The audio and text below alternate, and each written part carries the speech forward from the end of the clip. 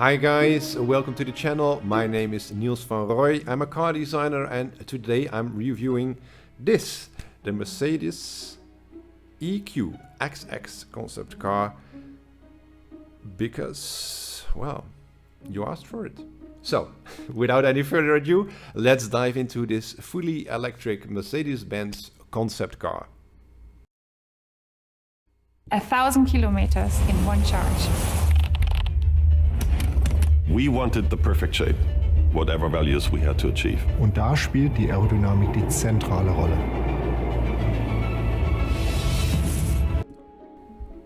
Well, that's actually a great start. Because I've complained about honesty at Mercedes-Benz for a long time in a selection of videos on this channel. If you haven't seen them yet, please do tune in to the C-Class, to the S-Class Maybach, to, well, the EQS, because that is pretty terrible stuff. At least here they're starting with an honest statement of pushing through engineering for the most efficient, the longest range possible. Let's see what they came up with. But in the end, it should be the perfect product, and I hope we did it. Der EQXX war die größte Herausforderung, die wir jemals hatten. Bis jetzt bestand das Fahrzeug nur auf dem Papier oder in Daten. Doch wir sind dafür verantwortlich, dass das Fahrzeug Realität wird. Even the best battery or the most efficient aerodynamic shape does not reach the goal alone. So we need the lightweight in our design. Inspired by nature-growing processes, we used a brand new and unique development method. We call it bionic cast. This software tool combination creates part shapes a human could never have designed. It looks like naturally grown. We come to similar results like in nature. That is interesting, for sure, although has been done for, I think, well, at least 15 years, maybe 20, by quite a few manufacturers. I remember a case of, I think it was a US manufacturer, I'm not entirely sure, let's say Chrysler, who developed a 3D organic cast, let's say, of the seat belt mount. It's not an overly sexy thing to talk about, perhaps, but that was a complex thing they had to weld together, and it took a lot of time and effort and thus money, time is money on the production line, to make a strong mount that would be bonded to the chassis, because of course in a crash it has to be wildly strong. And then they did that with this new technology, which again looks very similar to what Mercedes-Benz shows here, like a grown by nature kind of idea. And I think it saved 50% of the weight, and it was 3 times stronger, something like that, this seatbelt mount. So yeah, it's already being done, so it's not something that Mercedes-Benz themselves came up with. There's furniture designers, like for instance Zaha Hadid, the architect, that sadly passed away a few years ago, that has always looked at nature for form and function at the same time. So not entirely new by Mercedes-Benz, yet an interesting take on how to look at engineering and how to look at car design. To be lighter, faster or more precise. Jedes Gramm ist wertvoll, deshalb hatten wir auch noch eine andere Idee, die Mittelkonsole, die wir aus recycelten Haushaltsabfällen herstellen. Auf dem Sitz finden wir mehrere Lederalternativen, zum Beispiel Desertex. Okay, so they've talked about recycling materials for the interior. Of course, that's important, and I think every car manufacturer should do it. But so far, they're slightly late to the party at Mercedes-Benz, because quite a few brands are already doing this in mass production. So far, there's not a lot of real proper innovation yet, if I'm really honest. So it goes into the right direction. It's an engineering driven company, over 100 years old, that started with the Benz Patent Motorwagen, the first real car, you could say. They started the car industry. They were the true innovators, and up until the 80s, late 80s, under Bruno Sacco, they did that. The engineering was always number one. Ergonomics in the interior were always number one, and design was indeed informed by them and sometimes forced by them to do certain things. Whilst current Mercedes-Benz cars with their crazy amount of light, for instance, in the interior, I mean, that's for anybody, that's just bad design. Apart from the looks, it's not functioning well. I talked about this in these reviews, like I just mentioned, the Mercedes Maybach S-Class, for instance, and these type of cars. If you want to know more about that, please tune into these reviews. For now, let's again go back to color materials of the Mercedes-Benz design team. Das Basismaterial besteht aus Kaktus und Milo, ein Material, das der Wurzelstruktur eines Pilzes nachgeahmt ist. Ja, wie kann man Gewicht sparen im Interieur? Die Instrumententafel zum Beispiel, wir haben sie einfach weggelassen, wir haben sie dematerialisiert.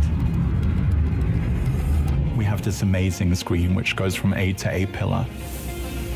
But a large display consumes a lot of energy. Is this really energy efficient? Well, the trick is you switch the lights off. The blacks are actually black. No energy is being used. Really? So that's it. We still integrate a Mahusiv screen, although we know that it's actually doing the opposite of what we want to achieve. It's consuming energy, and like I said, it's economically bad. It's bad for your eyes. So if you speak to optometrists, eye doctors, they will tell you, a lot of light in your face, especially driving at night, is a distraction. It's making your eyes tired. It's making it increasingly difficult to focus from the interior to the exterior, to the traffic out there. So they're already in this video, it's getting from bad to worse, to be fair.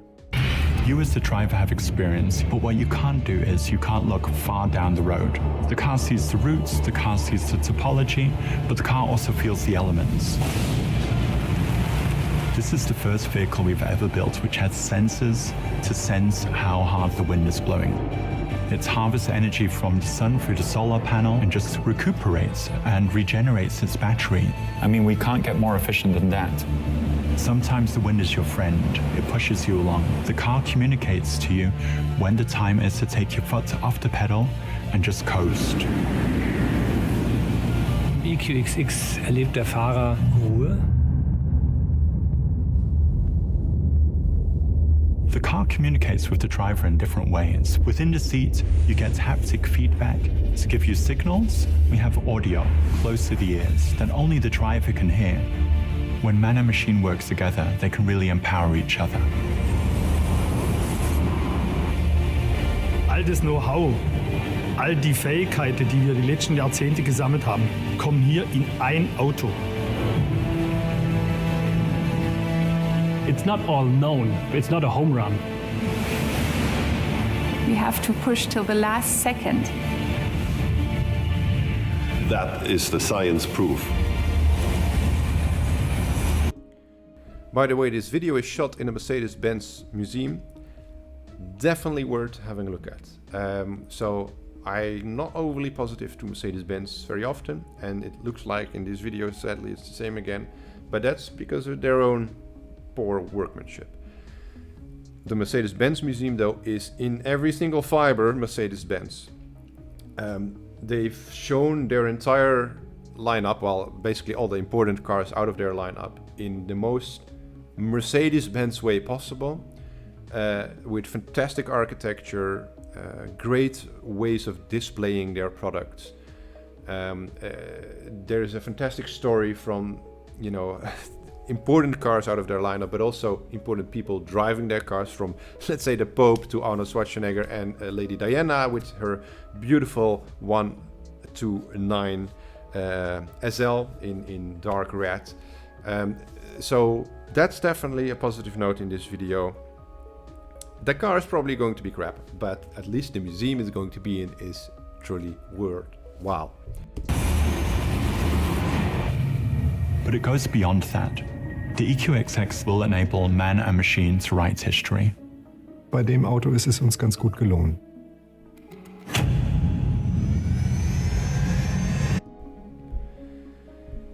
All right, there it is. Yeah.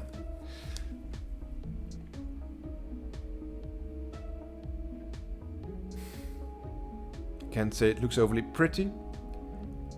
Can't say it looks overly Mercedes-Benz. It's generic. It misses, in my humble opinion, like I always say, it misses the important Mercedes-Benz DNA.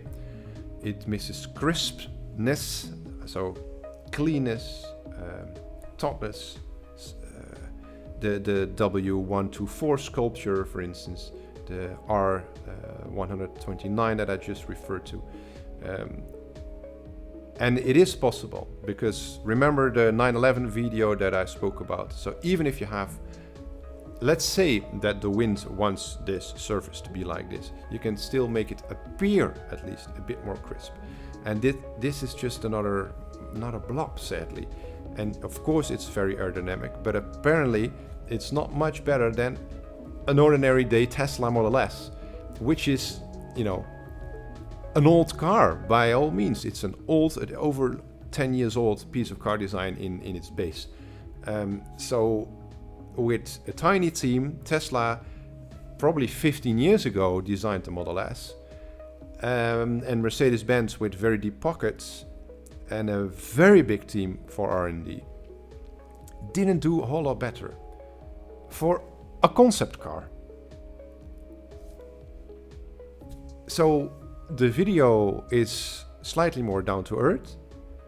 It's beautifully shot. It's shot in the Mercedes-Benz Museum, which is great.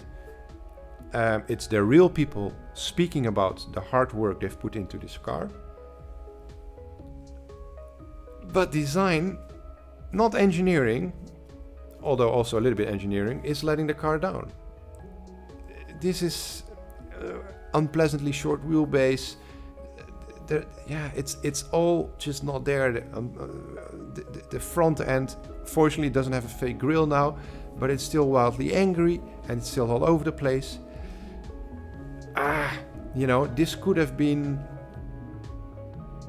a start of a new beginning, a start of a more relevant Mercedes-Benz that took its brand DNA, which is engineering driven, as the starting point for everything they do. And then the skin on top of all the great thinking, even though, like I said, it's slightly disappointing that it's only 1,000 kilometers and that it's actually not that wildly more efficient than a car developed by a small company in the desert in the US 10 years ago. You know what I mean? It's...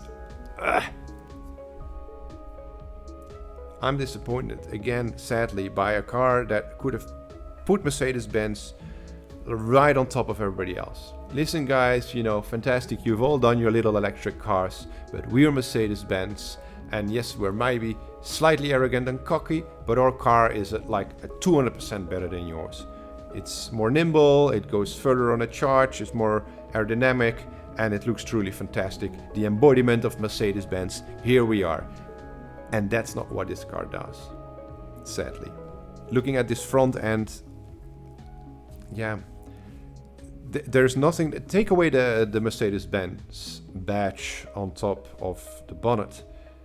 What here tells you that this is a Mercedes-Benz? The surfacing is generic. The headlights with this bar in between. I mean, you know, nothing fresh or new there. Yes, there is not a grille anymore. That's great because the car doesn't need a grille, so at least it's honest. But it's a plain, straight. It's literally straight. It's flat from the entire front end in between these headlights. You know, it's just a flat piece up until the bottom with this wide, flat intake. The surfacing around the air intake that is below the headlight, let's say, so that slit, that vertical element is very forced. You can see it's pinching and it's forcing around that upper unit, let's say, the forcing around the headlight towards the top of the fender. I mean, it's just basic stuff that goes wrong there again. And most importantly, it doesn't embody the innovation that's underneath. It doesn't showcase, it doesn't tell the story of Mercedes-Benz innovation and engineering. I'm truly sad to say this, because it could have been so much better than what they actually show. And the weird thing is that there is no decent footage of this car on the Mercedes-Benz YouTube pages. It's just a lot of marketing, blah, blah, blah again.